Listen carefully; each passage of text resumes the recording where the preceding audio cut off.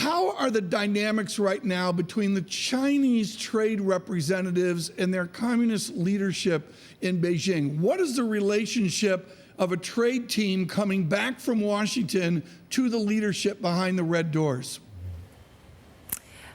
You've pointed out a very important question, which is there is a potential divergence, discrepancy between the Chinese leadership at the political level and the Chinese policymakers and what they think about opening up the Chinese markets. And what we're seeing is possibly also reflection that there has been some pushback of the Chinese leadership on what China is really willing to do to open up its markets.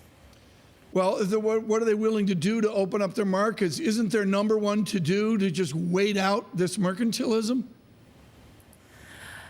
You know, funnily enough, China has been doing lots and lots of this, much more at more intense level, and lots of developing countries are doing exactly the same thing 10 years ago, 15 years ago. The thing that has changed is the big China shock. China has just gotten too big. There are a lot of problems with the WTO in terms of fairness, and developing countries should not be overly restrained in what they're able to do. But right now, China is just too big. That's the essential problem.